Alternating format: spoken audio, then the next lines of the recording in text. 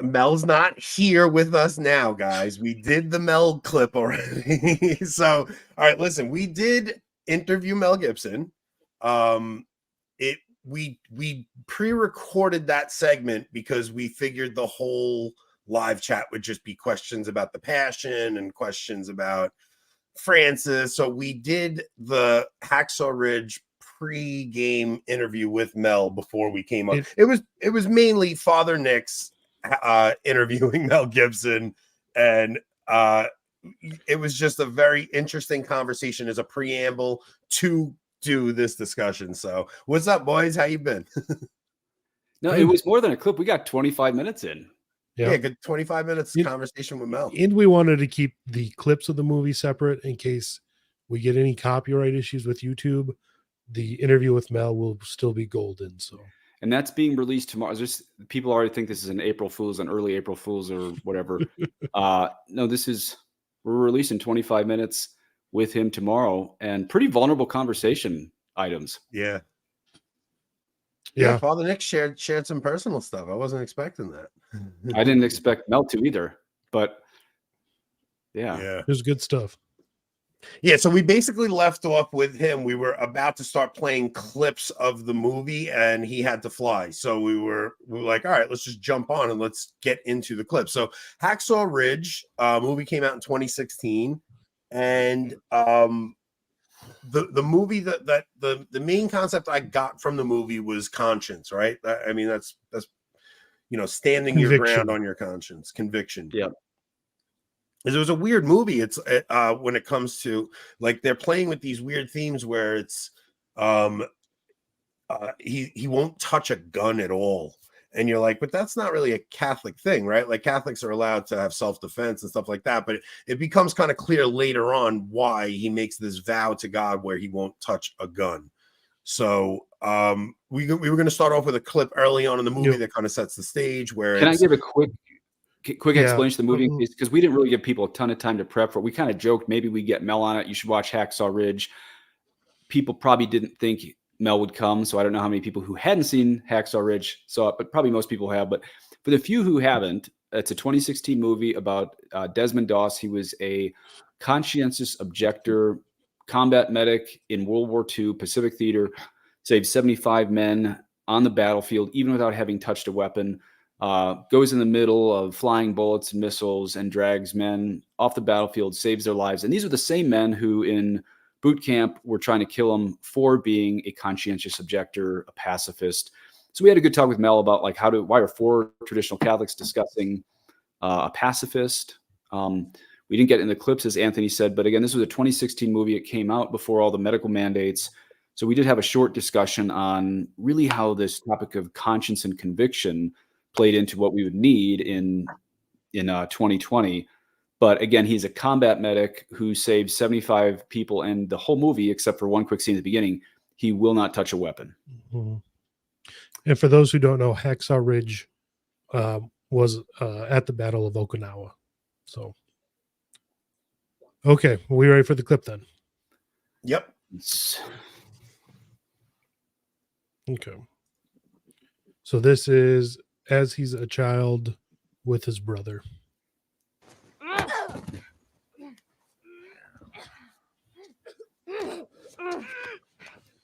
You better stop it like once every 30 seconds or so. Oh, we are live. Stop it. Yeah. Do you hear me? What are they fighting about? Now, when they ever need a reason. So just to stop it, but also give a little context. Their father, played by Hugo Weaving, is a World War I veteran and clearly has like post-traumatic stress issues from that. So that plays a lot into the movie. Why stop them? Saves me whipping them both. This way I just whip the one that wins. Tom? Tom! Wake up. Can you hear me? What the hell have you done? You can't hear Yeah, I would pause it again. So that this scene is so pivotal because it's like a life-altering moment for him. Like people have these moments in their lives where it's just they're something so striking to them that it kind of sets the tone for the rest of their life. At this point, I thought he might have actually killed his brother. I did too.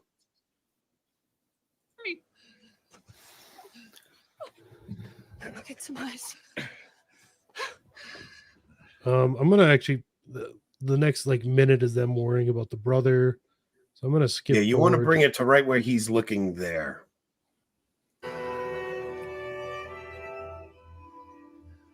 So you'll see him look specifically at Cain and Thing Abel. you're doing. I'm gonna have to beat you now. You know the rules. Are you slowing it down, or is that actually That's the movie. that's how it's working? Tom, stop. What's that going to teach the boy? He's violent enough already. Okay, fine. You go smother him in kisses. You tell him the world's a soft and gentle place. That part kind of speaks to what you and Mel were talking about, Father. Yeah. Mothers being the more nurturing one, and fathers being more distant, not as distant, obviously, as the father is here, but This is a funny line. It reminds me of Anthony and Rob fighting.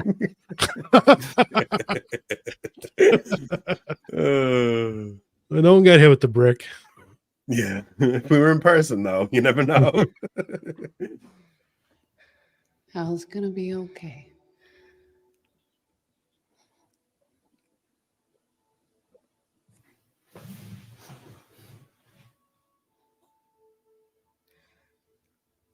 Hey. I could have killed him. Yes, you could have. Murder, it's the worst sin of all. And to take another man's life, that is the most egregious sin in the Lord's sight. Nothing hurts his heart so much. Father, Except idolatry, just- like Hakamama. I was gonna say, is murder actually the worst sin, or are there worse No, sins? idolatry. First commandment sins are the worst. Would sacrilege and blasphemy be included under that? Yes, blasphemy is probably second commandment, but idolatry, like we've been seeing in Rome, is first commandment. Yeah, this is I'm seeing comments, which is why we didn't do a live stream. Yeah. To Mecca, you continue This with is that. why, I'm like gonna you take guys, we can't have nice things. What's the pushback already? I can't see it. Mike. No, it's about personal things with Mel. I thought Oh, the worst sin of them all was watching Avoiding Babylon. Only if you make us out to be idols, I guess. Don't do that. So anything else about this scene before we go to the next one? No, I just thought it was important to show because it's a very pivotal moment in his life, right? Because the movie is kind of, it's as you're going through it, you're like, why is he such a pacifist? And I don't think Seventh-day Adventists in general are pacifists. I think he in himself just put it, he just had this conviction. He was afraid of the violence that could rise up in his own heart after seeing how he hurt his brother. Yes, I agree. Yes, Chris, this is live. This is live. We just interviewed Mel Gibson. We're going to air that interview tomorrow. We figured we would speak about the movie tonight and then air the interview tomorrow. Now, the next scene, we could either go chronologically in the movie or kind of chronologically story-wise. So I'm thinking either the next scene chronologically in the movie would be the court-martial, but I think to get a sense of why he feels so strongly, I should show the next scene with his dad. Yeah, I do too.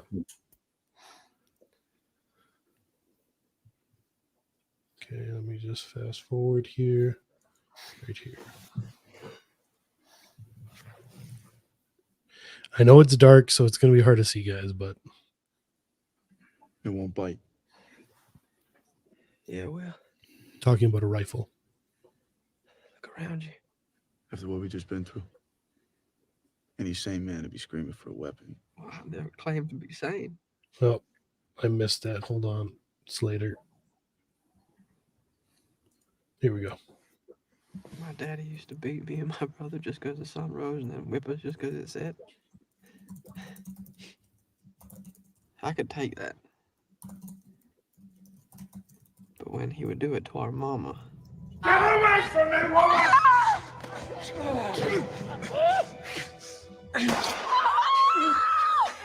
That's enough! No more! No! Do you hear me? Pull that damn trigger! Stop it! Stop! The guy from The Matrix is really good in this. Yes, he is. Everybody's calling him You didn't Elrond. kill I him. forgot he was Elrond. And in the you just said the Matrix, yeah. Sorry. That's what I know him as. He'll always be the villain from The Matrix. To me. Yeah, Mr. Anderson. Margot is right. We're going to release this on locals as soon as it's edited. So you guys will see it on locals before we put it up on YouTube. Like tonight. If we get, as soon as it's edited, it'll be up on locals. So the Mel Gibson interview will be on our locals as soon as it's edited. And then tomorrow at 7 p.m., it'll go live on YouTube. So if you guys want to see it early, join our locals and you will see it early. Thank you, Margot. So yeah, to me, the whole driving force of the movie is right there when he said that he killed his father in his heart. Like that seems to set everything up.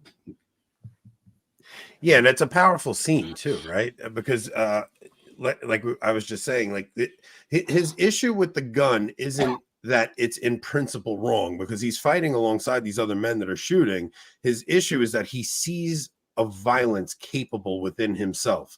And he says, I don't know if we played the part where he says, I had already murdered him in my heart. Like he really did see where Christ elevates the commandment, right? The commandment is thou shalt not kill. But Christ says, if you have hated a man in your heart, you've already committed murder. Like you really see that sets in his heart. Yeah, definitely. Okay. So the next scene is, so he gets court-martialed for refusing a direct order. This is still in basic. He gets court-martialed. So this scene is at the court-martial, and I'm going to play the clip where Desmond gives his reason, his side of it, basically. Yeah, in the Mel interview, I wanted to bring up, when you guys were talking about the fathers, I wanted to bring up how, because Mel had mentioned that he reconciled with his father, and I wanted to mention how in the movie there's almost a reconciliation between the father and son when the father goes into court and barges in and stands up for his son. Absolutely. I don't have that part, but we could play that part too if you You want. guys are going to see tomorrow. I was trying to reel y'all into the conversation. I don't know about that. I don't know about that. You guys are going to see a subdued Anthony holding his tongue is what you're going to see. Me wanting to. I thought, remember the conch in The Lord of the Flies? I have the conch. I kept trying to pass the conch to you guys. That book does not turn out so well. So no, but only the person with the shell gets to actually talk. So kept trying to transfer. Thank you, Tobias. Very much appreciated. Yeah, guys. Like, I mean, we don't make anything doing this show. It's like the couple bucks help us keep the lights on. So if you can.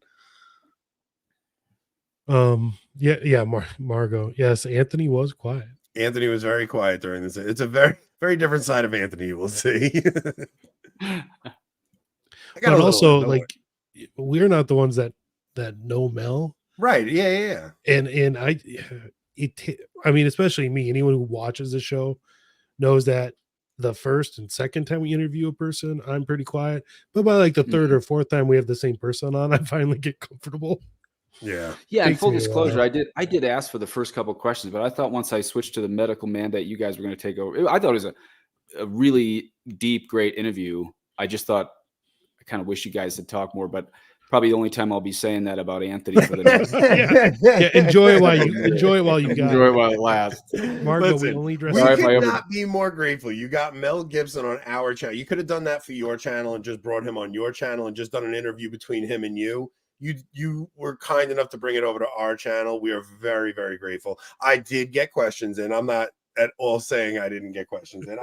It was something very, very selfless of you to do that for our channel instead of just, I mean, you asked the guy for an interview. You could have just brought it on your channel. I mean, it's Mel Gibson. So we're very, very Yeah, and like grateful. I think I said to you guys in the green room, people always ask me for his phone number. I don't give it, but because you guys have me on the show every month and you never ask for anything, I thought, hey, this would be great. So him and I were talking on the phone last week, and I just brought it up. I actually don't even think I called him for that. And I said, hey, we have this Faith in Film series. Amazingly, Mel Gibson had never seen I Confess by Alfred Hitchcock. I couldn't believe it. You know what And I so would I love to ask him? I wanted to ask him, does he still have like passion for seeing movies? Because as a director, you kind of like behind the scenes seeing the sausage made. Like, does it kind of take the thrill of enjoying it? Like, I still get excited for movies. I don't know if an actor or a director still gets that excitement because they kind of know. Well, when I've asked him for suggestions in the past, you know what kind of movies he tells me to watch? What? Black and white movies. Black and white old movies. Yeah. I'm surprised I didn't see I Confess. I was shocked. So Christian Mario said he became Orthodox. Well, that's a lot better than Seventh Day he's Adventist. just joking. I promise you Oh, that. That's just well, him.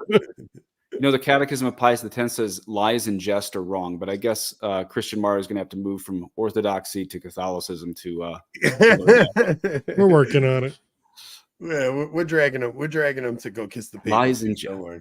You know who did become? You know who became Orthodox at the end of his life? Bob Eastern Marley. Orthodox. What? Bob Marley. Exactly. He became Ethiopian Orthodox. Mm-hmm. Ethiopian Orthodox. I actually just saw something on that the other day. But valid baptism and all sacraments. I just can't believe that whole, not Orthodoxy, but the prior Rastafarianism, they think some Haile Selassie is the return of Christ. Haile Selassie. Right. I'm like, you guys believe this nonsense? Yeah, and Haile Selassie was like a pastor, preacher, and he was like, I am not the return of Christ. It's a very strange thing. And Bob Marley did renounce Rastafari and Haile Selassie as that prophet to become Ethiopian Orthodox. So we trolled Taylor we, Marshall. We did interview Mel. We did it as a pre-record because we were afraid the comments would just be flooded with questions about the Passion and questions about Francis and things like that. So we pre-recorded it. We're going to do a little bit of editing, and then we're going to release the Mel Gibson interview tomorrow. And Dr. Marshall, we got a full 25 minutes. He gave us a full 25 minutes that's coming out tomorrow. Yeah. So, yeah. I was supposed to do a show with Taylor this week, but our schedules didn't line up. On his show or yours? I don't know. We were just talking. We both really enjoyed the Dune movie. We both really enjoyed the sequel to Dune, and we were texting about it over the weekend, and he's like, we should just do a show on it. And I was like, all right, let's see if the schedules work out. As long as this is since this is a movie podcast, I did watch Dune 1 on an airplane, which I didn't like. And I said to my brother, he just saw Dune 2 in the theater. I said, I thought Dune 1 was boring. He said, the only movies that are good on an airplane are comedy movies. Yeah, that's probably true. You got to watch it in the right setting, but the second one, especially seen in IMAX, is an experience at the movie. We also disappointed Father Ripperger as well. Oh, sweet. Tell Father Ripperger, hey. I got bumped by Mel. He says I got bumped by Mel. I told Taylor, I go, listen, I'm busy on Tuesday and Wednesday. That's all I can say. I'm busy on Tuesday and Wednesday. Well, people still don't believe we got him on Twitter. They think they'll believe it tomorrow when we release it. That's all. Yeah. Can we do it a little earlier than 7 p.m.? Maybe noon? Yeah. Oh, noon. I want to be in the chat. And I'll be at work. That's why. That's the only reason we want to do it in the evening. So yes, Mel left already. We got about 25 minutes of interview with him. He was incredibly open with us. He shared some personal things, and it was very vulnerable. Him and I shared things with our own fathers that I don't think anyone's ever gonna or anyone's seen on Mel Gibson's public interviews. It was pretty deep, vulnerable conversation. Vulnerable is kind of an overused word in the neocon world today, but it was. Yeah, it's one of those things, and I've said it before, but everyone we talk to, you know, whether they're big names like Mel Gibson or even Dr. Marshall, or, you know, just everyone we've talked to, that first time, you know, they're this big name and you're nervous, and then you talk to them and it's like they're a normal, humble person. At least everyone we've talked to has been incredibly gracious and humble, including Mel Gibson. Yeah, that's right. Very normal. Yeah, and Taylor said he's with Father Ripperger. Father Ripperger actually has a very childlike heart. Hey, Taylor, ask Father Ripperger when he's coming on. We would love to have a conversation with him. All right, let's go to the next clip. Okay, so this is, like I said, this is the court-martial scene where you kind of hear Desmond's thoughts on why he wants to be a combat medic without carrying a weapon. They're fixing to bury him. There is only one question that any military court need ask of the accused. Do you deny disobeying Colonel Sangston's direct orders? Well, do you, Private?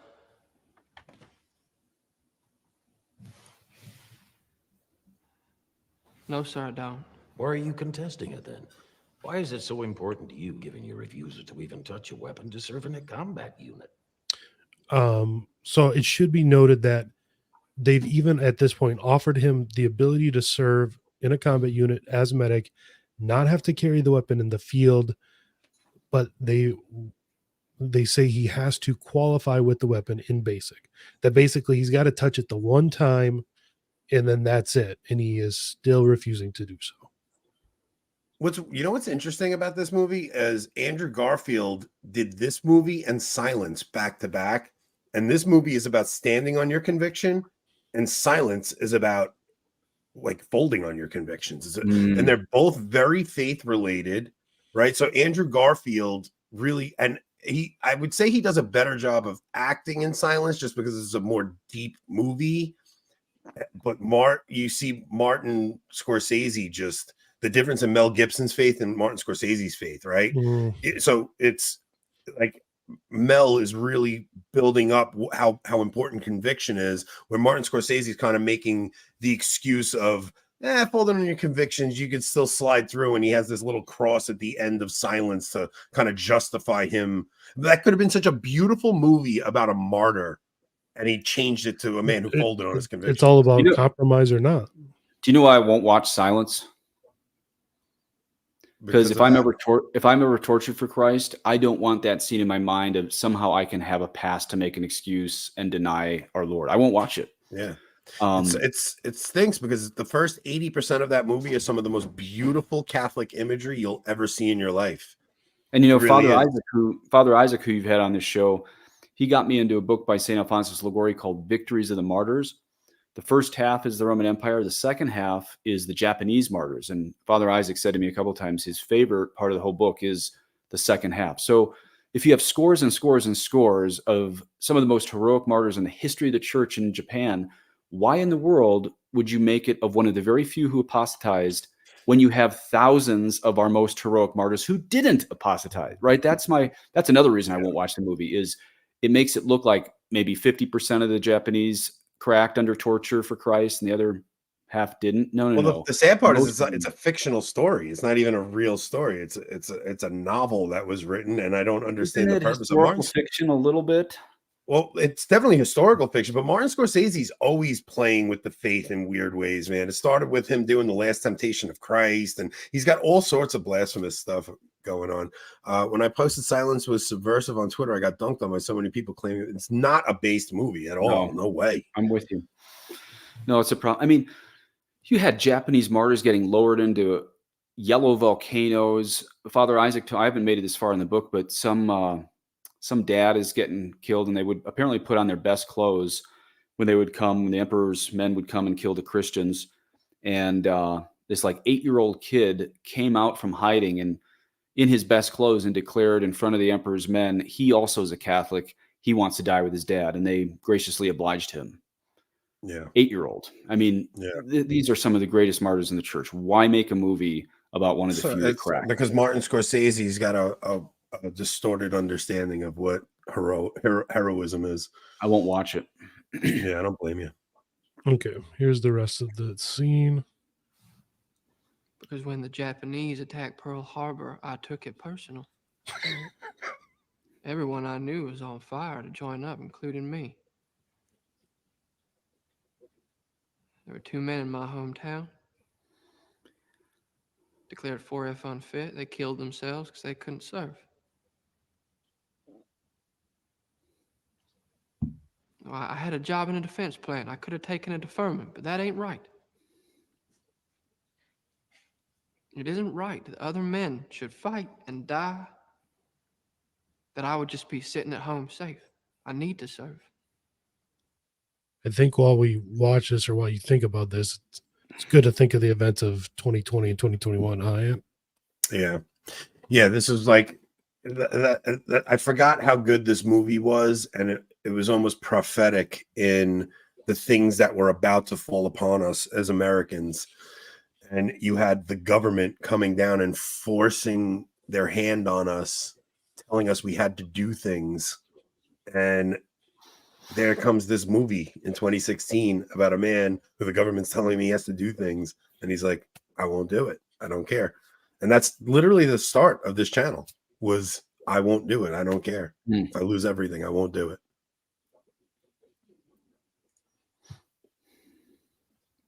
I got the energy and the passion to serve as a medic. Right in the middle with the other guys. No less danger, just while everybody else is taking life, I'm going to be saving it. With the world so set on tearing itself apart, it doesn't seem like such a bad thing to me to want to put a little bit of it back together.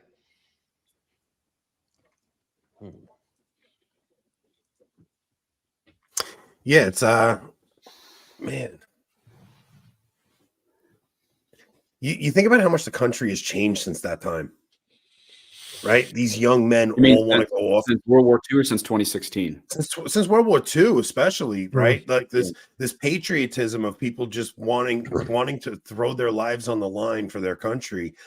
I mean, I really don't know, even if we were attacked in a Pearl Harbor type situation, if you'd have that now. They've beaten the patriotism out of their populace. And it's even gone to the opposite. I mean, people are being trained to hate this country in public schools now. It's crazy.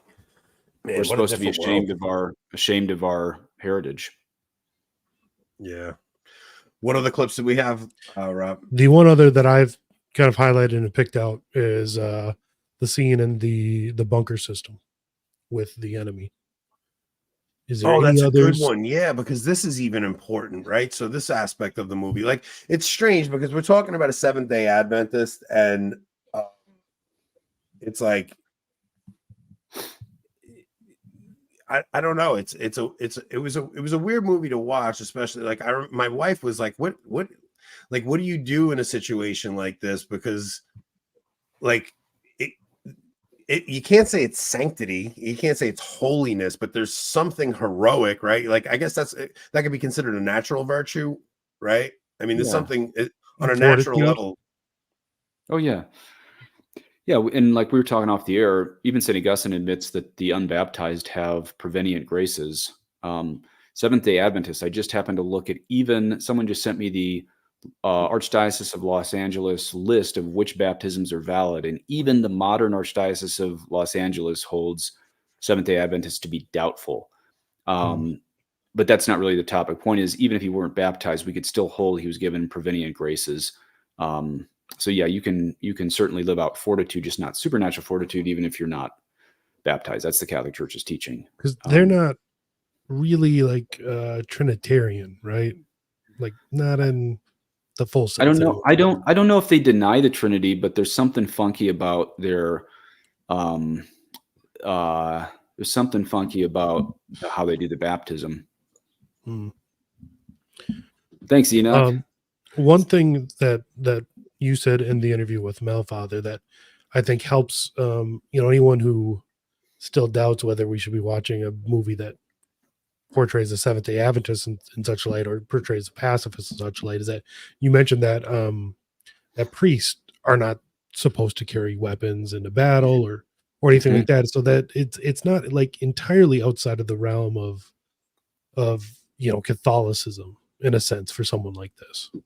And remember, our first Faith and Film series, I mentioned Acts 17:23, that St. Paul talks about a poet in Athens, and he mentions that they have some statue to the unknown God. And so him discussing the art of pagans doesn't make him not a Catholic, right? I mean, he was the apostle.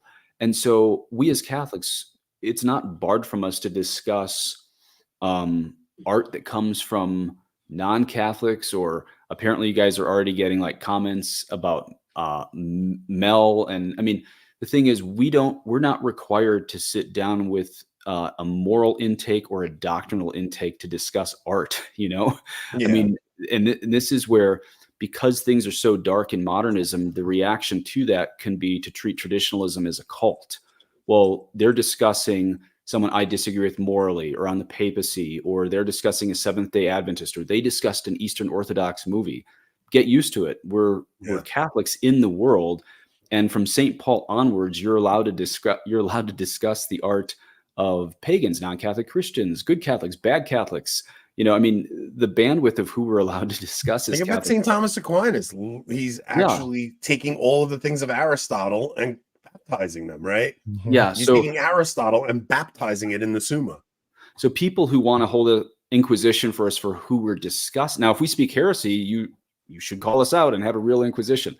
But if we're discussing people you disagree with, that's not going to convict us not to have them on our show. Yeah, the Island episode that we did, that was an Orthodox movie, but I mean, you're discussing Christian Catholic themes throughout the whole thing, and it led to amazing discussions. So, yeah, I have more in common with Eastern Orthodox than Novus Ordo Catholics at this point. That's one of those clips the liberals are going to take and love, but I don't care. Plus, after having a Mel Gibson interview, are you kidding me? But what'd you say? After a Mel Gibson interview on top of that, forget it. Yeah, right. You're going to be ostracized. I'm going to be making a lot of friends and enemies here. I always do. Well, especially during the Mel Gibson, you talked about how the fellow priest not standing up for you. Oh yeah, like, oh boy, that shouldn't have come out of my mouth either. Oh boy. Good night. Okay, so I have that clip pulled up here. Once again, I know it's dark.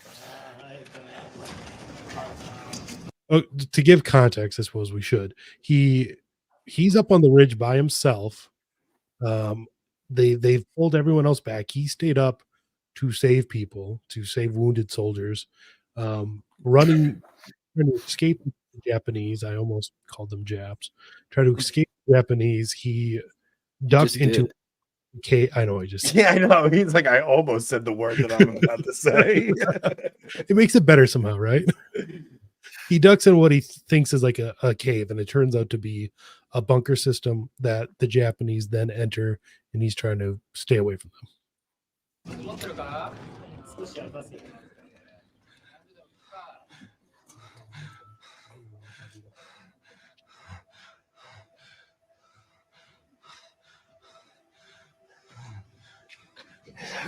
It's okay. Don't skip it. It's all right. It's all right. It's okay.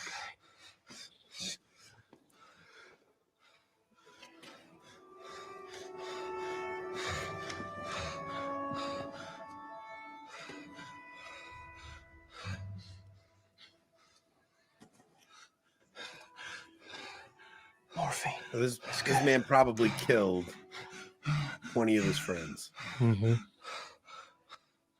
Like that concept of loving your enemy, right? And doing good for someone who's trying to kill you and your squad.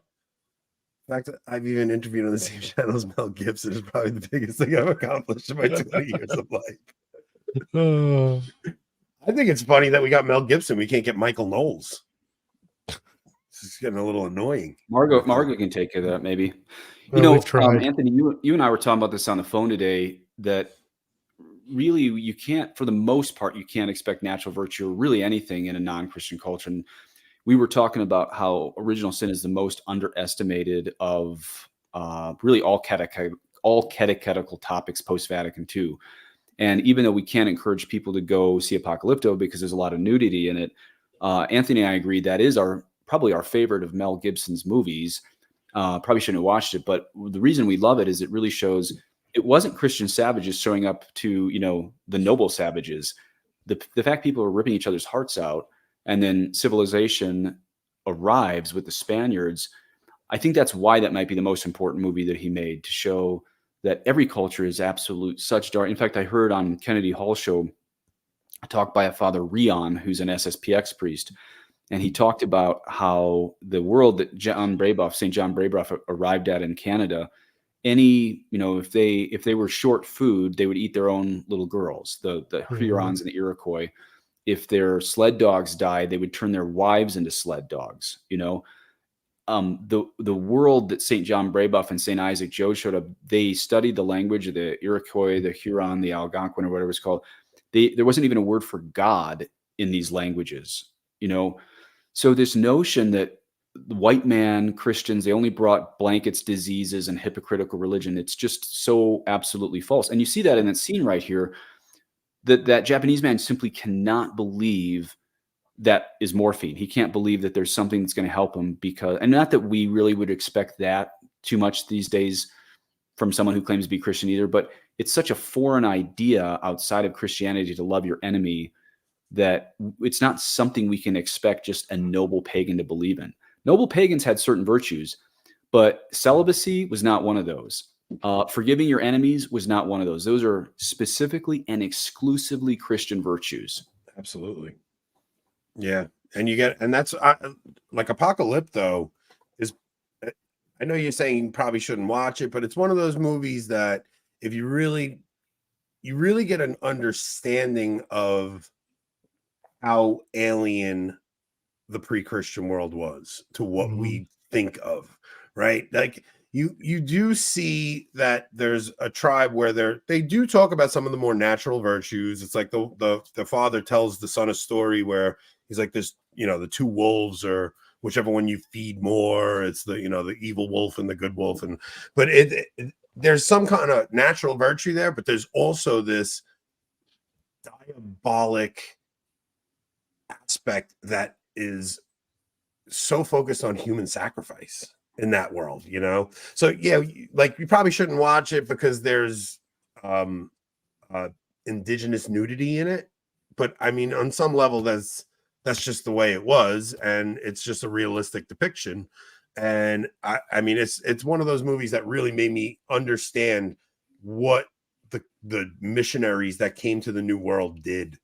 It was, and this isn't just a white and black thing or a white and brown thing. I mean, when the apostles who were quote unquote brown showed up to Europe, cannibalism was all over Europe. So the fact is, every culture, regardless of skin color, is cannibals until Christianity arrives there. There's no good people.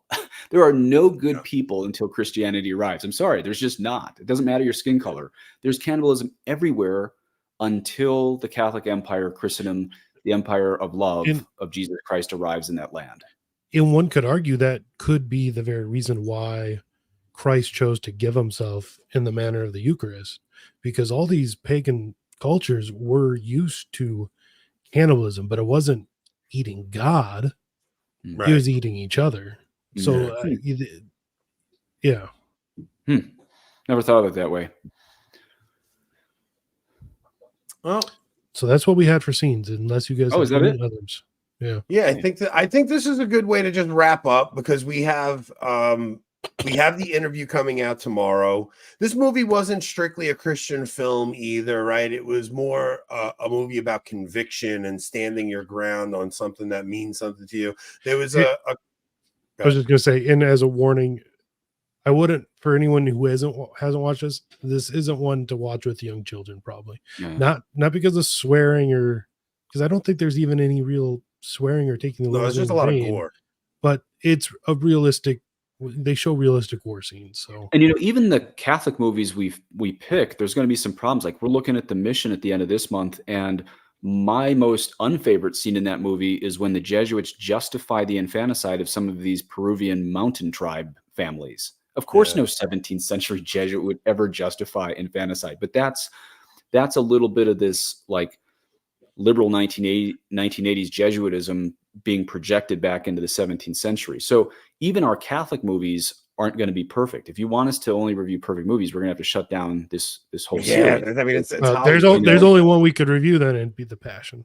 The passion, Yeah. exactly. Exactly. Well, And the show on the mission is going to be interesting. I invited Dan Burke to join us for that one because Dan Burke and I, before we even were planning this show, had a very interesting back and forth about the mission. So I asked you if you'd mind if I invited him on, and he said he'd love to come on with us. It should be so we're going to have a special guest for that show. And I'm really looking forward to that one because I think even the things that you're saying you found problematic in it will make for very good discussion pieces, I think. Can I mention real quick before you run, Anthony? Now you have to get up early. Why I kind of came to the conclusion that if we're going to ask Mel Gibson on to our show, your guys' show rather, which movie? And the reason, it was kind of a process of elimination in my mind. Then you guys obviously weighed in. The reason I didn't do Braveheart is because I just thought he probably gets a lot of requests on that. At the time we were going to have a live chat, and the reason I thought the passion wasn't going to be appropriate is because I love how our audience gets really silly in the live chat. That's not really appropriate for the passion, of course. Mel doesn't want to talk about the resurrection yet. Totally get it. And then this one just came to my mind as just one of my favorites. I think Anthony had seen it. Rob hadn't seen it. So it was really kind of like a process of elimination. Anthony and I do love Apocalypto. I said I don't want to promote something with nudity. But anyway, that's kind of how we came to the conclusion. Were there a couple other movies that you guys wanted, or we approached through a process of elimination? Mel Gibson movies specifically? With Mel, there's a whole bunch of different roads we could have taken. I would have loved to discuss Apocalypto with him because I think he loves that film. But it was the nudity aspect that was a little troublesome because it was like, how do we tell people to go watch this movie that has, indigenous nudity in it and stuff like that? So that was the issue there. But even when you watch the Patriot, it has so much faith intertwined into that movie as well. But he didn't direct that; he just acted in it. I didn't know that. Okay. Braveheart as well. But like you said, so many people probably it's like, again, they're asking me about Braveheart. So it was really, like you said, a process of elimination. This movie really did have the theme of faith running through it, had the theme of standing on your conscience running through it. It was just you know what would have been a perfect show for you and Mel to discuss, Anthony? What women want. There's no way that could go wrong. No. Me and Mel discussing our misogyny together. No, because that's the movie he can read women's minds in, right? Or something like that. I forget. I don't remember if I saw that movie. They had a few movies of like mind reading movies like that. The other one was like, what was it? Again, we're going to answer to God if we keep saying, here's a movie we've seen that you shouldn't watch. Yeah, right. Remember Shallow Hal? Shallow Hal, yeah. Shallow Hal. Again, I would not encourage people, but it is an interesting movie to see that the beauty is on the inside a lot of the time. Real Mel Anthony's marriage advice video. So I threw hard questions at Mel, and he seemed to appreciate it. I think that a lot of times people just give really shallow questions. Not that I'm some deep person or whatever. I just knew that I could probably throw something kind of hard at him, and he really enjoyed having some hard questions there. So I don't think it is. I can understand why Father Nix is hesitant to recommend it. He's a priest. He has, I understand that. There's, to me, seeing indigenous women in that state, there's nothing. It's just a historical reality. I watched it once. I'm not going to watch again. I don't want pictures of nude women in my mind. I watched it once. Right, I understand that. I'm not going to watch it again. Yeah, so that's the main issue with it. But I don't, I'm not going to recommend people see it, but I thought it was one of the most amazing movies I'd ever seen. I did ask Mel once. I said, "Why did you make that movie?" We were texting about it late one night after I had seen it, and he said, "To show where the world's going." I said, "I thought it was to show how dark pre-Christian world was until Catholicism got there." And he texted back that too. But I think Anthony and I really see it through the eyes of that second, because Anthony and Rob and I, we're always thinking global, like, what did the world look like before Christianity arrived? What is it supposed to look like after Christianity arrived? And all these crazy accusations that Christianity made the world worse. That is the key movie to see that's such a lie. Yeah, it's so preposterous. The people just take their Christian civilization for granted. They don't know what they don't know. Exactly. Yeah. I mean, just the notion, don't murder. No, that's not even something most pagans get. No, right. Not at all. Or like you guys have pointed this out before too. I mean, remember what I just said about the Iroquois, the Hurons, the Algonquins. I mean, the fact that they would turn their wives into sledding dogs and eat their own little girls if they got cold or hungry.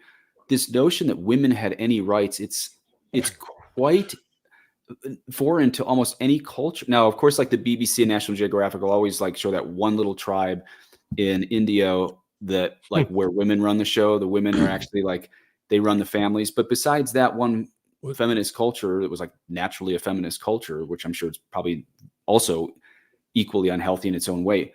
It's always been a history since Adam and Eve of women taking the short end of the stick, women getting raped, beaten everywhere.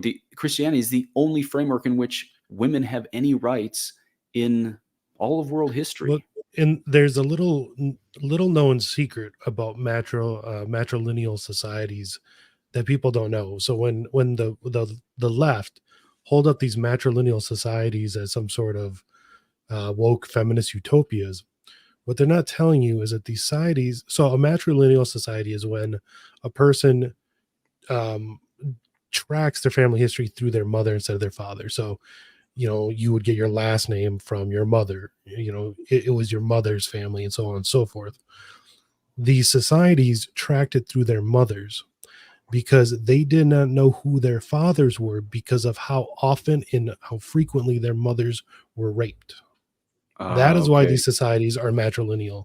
It's not some woke feminist utopia. It's barbarity. And I think even at the more basic level, I mean, you're not Jewish unless your mother's Jewish. And I think the reason that they trace that is just because it's more provable who you're born to. Even adultery and rape aside, Jews always consider you're Jewish if your mom's Jewish because that's just the most easy thing to prove of the two. Yeah, because you know who your mother is. You don't always know exactly who your father is. So listen, I do have to fly. If you guys want to keep chatting, you guys are more than welcome to. I gotta run. I got to fly tomorrow too. I better call it a night. Thank you guys very much. I gotta edit the Mel interview. You gotta edit. Yeah. All right. So Father, thank you so much. Hey, make a copy because if you delete that, Rob, and we don't have anything to show, people are going to flay us alive out there. No, it's not going to. Make a copy before you edit that. Can we? Yeah, definitely. Oh, yeah, that's right. You want to be in the live chat. Thanks for letting me join you guys. No, thank you for everything, Father. Like, honestly, the series has been it's been one of my favorite series. And I can't believe that we got a Mel Gibson interview out of it, man. I hope that inspires other people in that arena that have faith to come on and have conversations with us about film. Well, and I love this faith in film series too, because it is easy and it's actually necessary to point out issues of the church crisis and fight for church reform. But this is a nice little break for all of us to do that. Yeah. Get away from the drama. Yeah. So Mission is next. We have the one on deck and in the hole after that. Beckett. That's right. Phil Gonzalez paid a good amount of money for Beckett. Phil is definitely getting his request. We're doing Beckett after the Mission. And it's one of my favorites. So cool. God bless you guys. Right. Thanks for having me. All right. Thank you guys. We'll see you guys soon. Ciao.